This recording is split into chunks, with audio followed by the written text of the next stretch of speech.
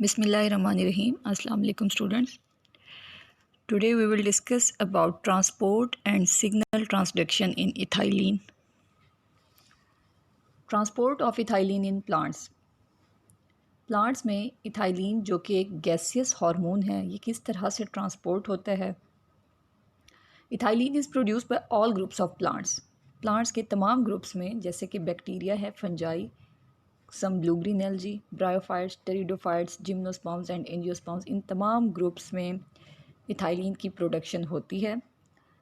In higher plants ethylene can easily be synthesized in all plant organs such as roots, stems, leaves, tubers, bulbs, fruits and seeds.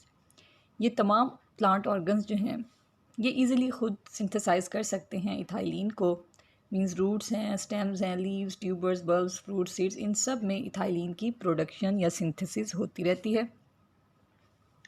But its production varies depending on the type of tissue and stage of development. अब हमने कहा कि बहुत सारे plant organs हैं जिनमें ethylene की production होती है। इसकी प्रोडक्शन डिपेंड करती है दो चीज़ों पे, एक तो टाइप ऑफ टिश्यू और दूसरा स्टेज ऑफ डेवलपमेंट, कि किस डेवलपमेंटल स्टेज से वो टिश्यू या ऑर्गन जो है वो गुजर रहा है।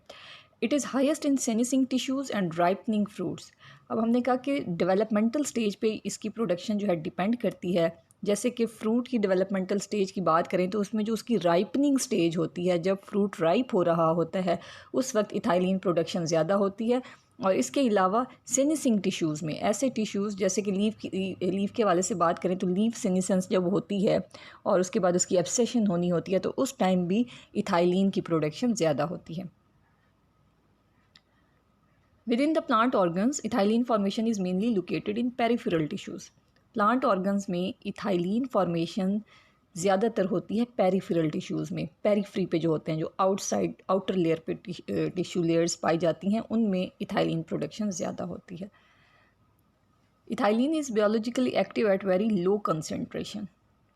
उसके अलावा ये बहुत कम concentration, less than 1 ppm, less than 1 parts per million amount में अगर ये मौजूद हो तो ये उस टाइम भी ज़्यादा एक्टिवली जो है ये वर्क करता है। और क्योंकि ये गैसियस हार्मोन है, जैसे हमने अभी बात की कि ये पेरिफेरल टिश्यूज़ में इसकी सिंथेसिस होती है, क्योंकि अगर ये पेरिफ्री आउटर साइड पे ये सिंथेसाइज होगा तो ईज़िली जो है ये क्यूटिकल के ज़रिए या उसकी जो आउटर बाउंड्री होगी ऑर्गन की, उसके ज़रिए ये डिफ्यूज़ हो सकेगा from inside of the plant to outside.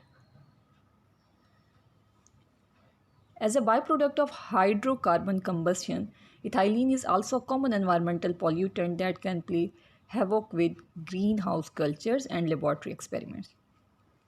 उसके अलावा इथाइलिन ये एक हाइड्रोकार्बन कंबस्शन का बाय प्रोडक्ट भी है। ठीक है, जब कंबस्शन होती है फ्यूल की या फिर किसी भी हाइड्रोकार्बन मॉलिक्यूल की, तो उसमें एज अ बाय प्रोडक्ट जो है ये इथाइलिन इवॉल्व होती है और ये एज एन एनवायरमेंटल पॉल्यूटेंट जो है ये अपना रोल प्ले करती है एनवायरनमेंट में।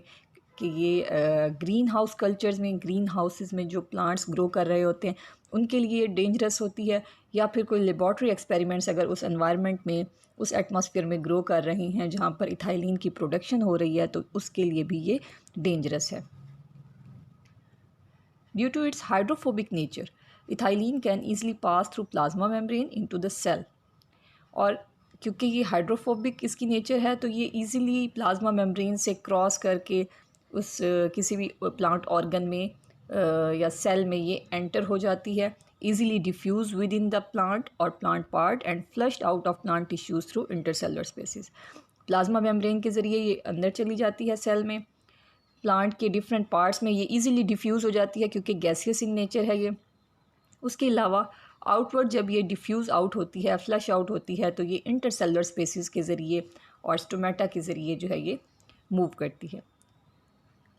Cuticle on plant surfaces act as resistant barrier.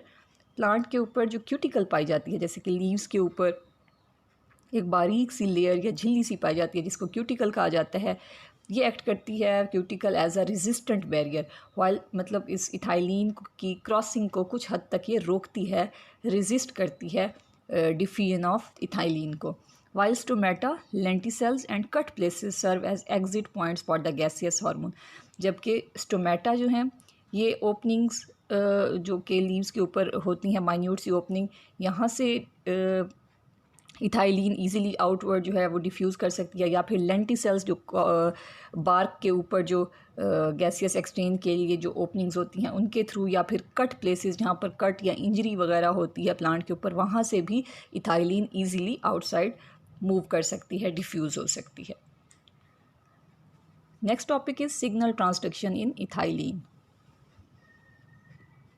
Earlier steps of mechanism are assumed to be similar in all cases that include binding of ethylene to a receptor. First step जो इसकी signal transduction में है, जैसे कि first step होता ही यही है कि सबसे पहले हार्मोन जो है वो रिसेप्टर के साथ जाकर बाइंड होता है, तो इथाइलिन जो है उसकी बाइंडिंग होगी रिसेप्टर के साथ।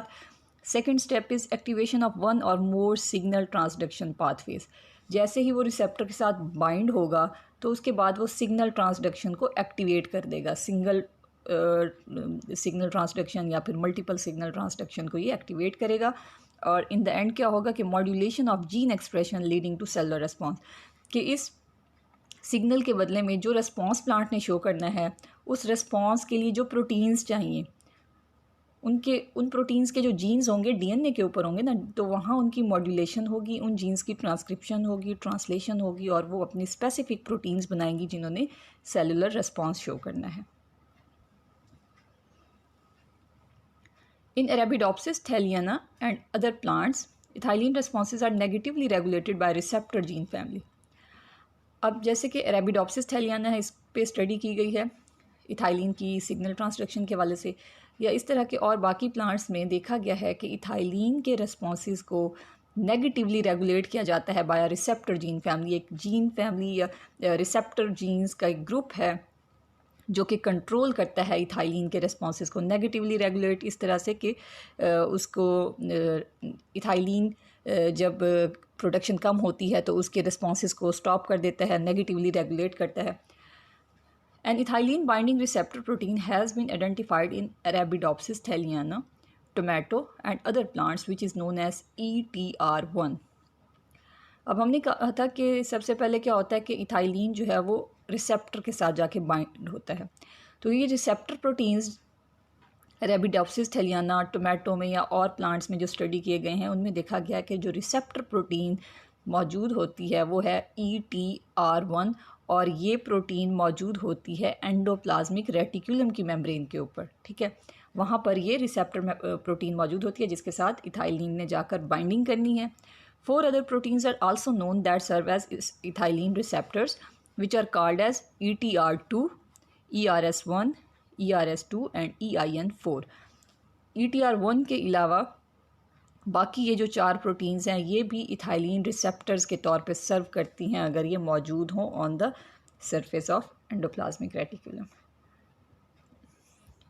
यहाँ पर आप देख सकते हैं कि ये दिखाया गया है कि इथाइलिन जो है सबसे पहले आके अपने रिसेप्टर के साथ बाइंड होता है। ये इसकी लिखा हुआ नीचे इथाइलिन रिसेप्टर प्रोटीन दिखाई गई है, ये पूरा उसका स्ट्रक्चर है। हम इसको देखते हैं कि इसमें कितने कंपोनेंट्स होते हैं। Like cytokinin receptor, the ethylene receptor is also similar to bacterial 2 component sensor histidine kinases. जैसे कि साइटोकाइनिन रिसेप्टर की हम बात करें, इसी तरह इथाइलिन रिसेप्टर भी, इथाइलिन रिसेप्टर में हमने कहा कि मेजर जो रिसेप्टर है वो ETR1 है, या इस तरह के हमने कहा बाकी और रिसेप्टर्स भी हैं, तो इनका जो स्ट्रक्चर है वो सिमिलर है to the sensor histidine kinase. Bacteria में पाए जाने वाले हिस्टिडीन काइनेज की जैसा इसका स्ट्रक्चर है इन इथाइलिन रिसेप्टर्स का। अब किस तरह का इनका स्ट्रक्चर है कि it is a dimer of 2 polypeptides, कि ये 2 पॉलीपेप्टाइड चेन्स क्या डाइमर है, which are held together by disulfide bonds and is located on endoplasmic reticulum। जैसे कि हमें पता है कि ये जो रिसेप्टर हैं ये प्रोटीन इन नेचर हैं, तो इथाइलिन का जो रिसेप्टर है इट इज़ प्रोटीन, और प्रोटीन जो है ये पॉलीपेप्टाइड चेन्स की फॉर्म में पाई जाती हैं, अमाइनो एसिड्स मिलके पॉलीपेप्टाइड चेन्स बनाते हैं।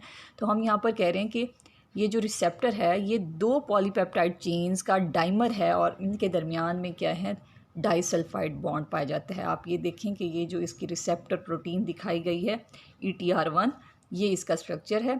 ये देखें, ये यहाँ से ये पूरी ये यहाँ तक ये एक पॉलीपेप्टाइड चेन है, और इसी तरह से यहाँ NH4 जहाँ से लिखा हुआ है ये यहाँ से ये यहाँ तक COOH तक, ये इसकी दूसरी पॉलीपेप्टाइड चेन है।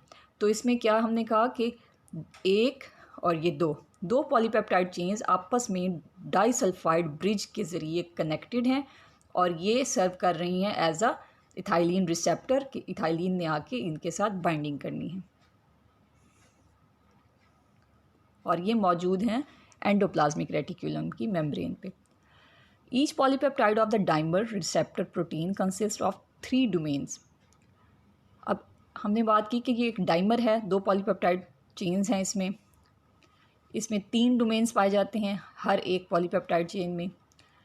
फर्स्ट इसमें जो है वो है amino terminal domain which spans the endoplasmic reticulum membrane at least thrice and contains the ethylene binding site.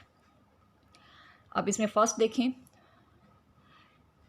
दोनों पॉलीपेप्टाइड चेन्स जो हैं वो एक जैसी हैं कि इसका जो फर्स्ट डोमेन है ये आप देख रहे हैं, यहाँ NH4 लिखा हुआ है जिसको अमाइनो टर्मिनल डोमेन कहते हैं क्योंकि इसके साथ अमाइनो ग्रुप अटैच्ड है। तो ये इसका ये यहाँ से ये इस तरह से एंडोप्लाज्मिक रेटिकुलम की मेम्ब्रेन के ऊपर ये स्पैन कर रही है, ठीक है। ये इस तरह से ये यहाँ से ये यहाँ तक जो है ये अमाइनो टर्मिनल डोमेन कहलाता है। मिडल में जो है मिडल हिस्टिडीन काइनेज डोमेन, और लास्ट में जो है वो कहलाता है receiver domain towards the carboxyl terminus of the polypeptide. तो पॉलीपेप्टाइड चेन अगर आपके जहन में हो कि ये अमाइनो एसिड से मिलके बनती है और अमाइनो एसिड्स के साथ इस तरह से ये कनेक्टेड होते हैं एक दूसरे से कि इसका एक एंड जो है वो अमाइनो टर्मिनल कहलाता है, अमाइनो ग्रुप होता है उसके साथ, और दूसरे एंड पे कार्बोक्सिलिक एसिड ग्रुप होता है COOH। तो ये टर्मिनल जहाँ पर NH4 अमाइनो ग्रुप है ये अमाइनो टर्मिनल डोमेन कहलाता है। जो सबसे आखिर में है COOH कार्बोक्सिल टर्मिनल के साथ ये वाला ये कहलाता है रिसीवर डोमेन, ठीक है। ऊपर वाला अमाइनो टर्मिनल डोमेन और कार्बोक्सिलिक एसिड ग्रुप के साथ जो है ये रिसीवर डोमेन, और जो सेंटर वाला है ये कहलाता है हिस्टिडीन काइनेज डोमेन। तो 3 डोमेन्स जो हैं एक पॉलीपेप्टाइड चेन में पाए जाते हैं, amino terminal domain, histidine kinase domain जो कि मिडल या सेंटर में है, और यहाँ पर जो है ये रिसीवर डोमेन जो कि कार्बोक्सिलिक एसिड ग्रुप के साथ या कार्बोक्सिलिक एसिड टर्मिनल के साथ है। अब ये दूसरी पॉलीपेप्टाइड चेन भी बिल्कुल ऐसे है, दोनों पॉलीपेप्टाइड चेन्स जो हैं वो डाइसल्फाइड ब्रिज के ज़रिए एक दूसरे से कनेक्टेड हैं। और यहाँ पर आप देखें कि ये H लिखा हुआ है हिस्टिडीन काइनेज डोमेन में कि ये हिस्टिडीन काइनेज को शो कर रहा है, और यहाँ पर लिखा हुआ है D जो है यहाँ पर एस्पार्टेट रेजिड्यू को डोनेट करता है कि मतलब इसमें क्योंकि ये अमाइनो एसिड्स होते हैं तो एस्पार्टेट यहाँ पर होता है जो कि COOH के साथ कनेक्टेड होता है। D जो है ये एब्रीविएशन है एस्पार्टेट का, और यहाँ पर ये फॉस्फोरिलेशन हो रही है, ATP जो है वो ADP में कन्वर्ट हो रहा है, और यहाँ पर फॉस्फेट ग्रुप जो है वो इस्तेमाल हो रहा है for the activation of this receptor. तो ये 3 हमने कहा कि इसमें इसके रिसेप्टर के डोमेन्स होते हैं। Ethylene binds to transmembrane domain of the receptor through a copper cofactor. The latter is incorporated into the receptor protein by RAN1 protein. अब होता क्या है कि सबसे पहले इथाइलिन आके यहाँ पर अमाइनो टर्मिनल के साथ जो है इसकी बाइंडिंग होती है, और इसकी बाइंडिंग जो है वो किस वजह से होती है, बाय कोफैक्टर। ये जो कॉपर है वो असिस्ट करता है इसकी बाइंडिंग को, और ये कॉपर इनफैक्ट जो है ये RAN1 प्रोटीन का हिस्सा होता है। तो इस RAN1 में मौजूद जो कॉपर है वो असिस्ट करता है बाइंडिंग ऑफ इथाइलिन को with this amino terminal domain. Next क्या होता है, binding of ethylene to receptor inactivates a protein kinase such as CTR1 in the cytosol. अब हमने कहा कि ये सारा कहाँ पर हो रहा होता है, ये मेम्ब्रेन जो दिखाई गई है ये एंडोप्लाज्मिक रेटिकुलम की मेम्ब्रेन है, ठीक है। इसी के ऊपर ये रिसेप्टर पाया जाता है। इथाइलिन की बाइंडिंग इस रिसेप्टर के साथ होती है which is mediated by this copper factor, और उसके बाद जब ये एक्टिव हो जाता है तो ये क्या करता है, ये अंदर साइटोसोल दिखाया गया। इस साइटोसोल में मौजूद होती है एक और प्रोटीन जिसको कहा जाता है CTR1। ये भी काइनेज प्रोटीन है, ठीक है। तो ये CTR1 जब साइटोसोल में मौजूद होती है एक्टिवेटेड फॉर्म में तो उस वक्त इथाइलिन कोई भी अपनी रिस्पांस जो है वो शो नहीं कर पाता। तो जैसे ही इथाइलिन की बाइंडिंग होती है तो ये क्या करता है, ये सबसे पहले इस CTR1 को इनएक्टिव कर देता है, ठीक है।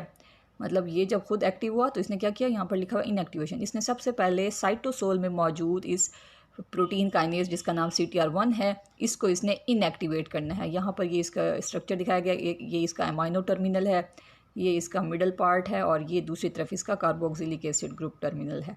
ठीक है, तो ये जो प्रोटीन है CTR1 ये हो गई इनएक्टिव। अब ये इनहिबिशन काज नहीं करेगी इथाइलिन रिस्पॉन्स में। Inactivation of CTR1 allows a transmembrane protein on endoplasmic reticulum called EIN2 to function. अब जब ये इनएक्टिव हो गया, ठीक है, तो जो इनहिबिशन इसने की हुई थी वो अब नहीं होगी, मतलब इसने EIN2 प्रोटीन को इनहिबिट किया हुआ था। तो जब इसको CTR1 को इनएक्टिव कर दिया गया तो अब एंडोप्लाज्मिक रेटिकुलम की मेम्ब्रेन पे मौजूद ये जो प्रोटीन है जिसको EIN2 प्रोटीन कहा जाता है, ये प्रोटीन फंक्शनल हो जाएगी। ठीक है, ये रिसेप्टर भी जो है, ये इथाइलिन रिसेप्टर, ये भी एंडोप्लाज्मिक रेटिकुलम की मेम्ब्रेन के ऊपर है, और ये ये जो EIN2 प्रोटीन है ये भी एंडोप्लाज्मिक रेटिकुलम की मेम्ब्रेन के ऊपर है। दरमियान में ये जो साइटोसोल है इसमें ये CTR1 है। ठीक है, तो इस CTR1 की इनएक्टिविटी की वजह से, इसके इनएक्टिव होने की वजह से ये EIN2 प्रोटीन जो है ये फंक्शनल हो जाएगी प्रोटीन। और उसके बाद दिखाया गया कि ये न्यूक्लियर मेम्ब्रेन है और अंदर न्यूक्लियस है। तो ये प्रोटीन जब एक्टिव हो जाएगी तो ये न्यूक्लियस में मौजूद ट्रांसक्रिप्शन फैक्टर्स को भी एक्टिव कर देगी। अब न्यूक्लियस में मौजूद हैं ट्रांसक्रिप्शन फैक्टर्स जिनका नाम लिखा हुआ है EIN3 ERF1। ये क्या हैं? ये ट्रांसक्रिप्शन फैक्टर्स हैं। तो ये प्रोटीन जाके इन ट्रांसक्रिप्शन फैक्टर्स को एक्टिवेट कर देगी। जैसे यहाँ बताया गया है कि EIN2 now activates a cascade of transcription factors. बहुत सारे ट्रांसक्रिप्शन फैक्टर्स को, ग्रुप ऑफ ट्रांसक्रिप्शन फैक्टर्स को ये एक्टिवेट कर देगी न्यूक्लियस में, जैसे कि EIN3 है, ERF1 है, ये एक्टिव हो जाएंगे। These transcription factors in turn modulate gene expression and ultimately ethylene response occurs. जब ये ट्रांसक्रिप्शन फैक्टर्स एक्टिव हो जाएंगे तो ये उन जीन्स की ट्रांसक्रिप्शन करेंगे जिन्होंने आगे वो प्रोटीन्स बनानी हैं जो कि इथाइलिन रिस्पॉन्स के लिए ज़रूरी हैं। ठीक है, तो वो जीन्स जो हैं वो मॉड्यूलेट होंगे, उनकी ट्रांसक्रिप्शन होगी और वो ट्रांसलेशन करके प्रोटीन्स बनाएंगे और इथाइलिन रिस्पॉन्स शो करेंगे। In the absence of ethylene, अगर इथाइलिन मौजूद ना हो तो उस वक्त क्या होता है कि CTR1 जो है वो एक्टिव होता है। CTR1 जो कि साइटोसोल में मौजूद है, एंडोप्लाज्मिक रेटिकुलम के साइटोसोल में, वो एक्टिव हो जाता है, which inhibits downstream signal transduction components and therefore ethylene response does not occur। जैसे हमने अभी बात की कि अगर तो इथाइलिन की बाइंडिंग नहीं होती इस रिसेप्टर के साथ तो उस सूरत में साइटोसोल में मौजूद ये CTR1 जो है ये एक्टिव होगा और ये कोई भी ये डाउनस्ट्रीम जो एक्टिवेशन है इसको ये रोकेगा, इथाइलिन रिस्पॉन्स को ये शो नहीं होने देगा। जब इथाइलिन की बाइंडिंग होगी तो सबसे पहले CTR1 जो है ये इनएक्टिव हो जाएगा, उसके बाद ये जो EIN2 प्रोटीन मौजूद है एंडोप्लाज्मिक रेटिकुलम के ऊपर ये फंक्शनल हो जाएगी और ये न्यूक्लियस में मौजूद ट्रांसक्रिप्शन फैक्टर्स को एक्टिव करेगी। वो ट्रांसक्रिप्शन फैक्टर क्या करेंगे? Modulation of ethylene response genes, और इस तरह से इथाइलिन रिस्पॉन्स जो है प्लांट्स में शो होंगे। तो ये हमारा आज का लेक्चर था। अल्लाह हाफिज़।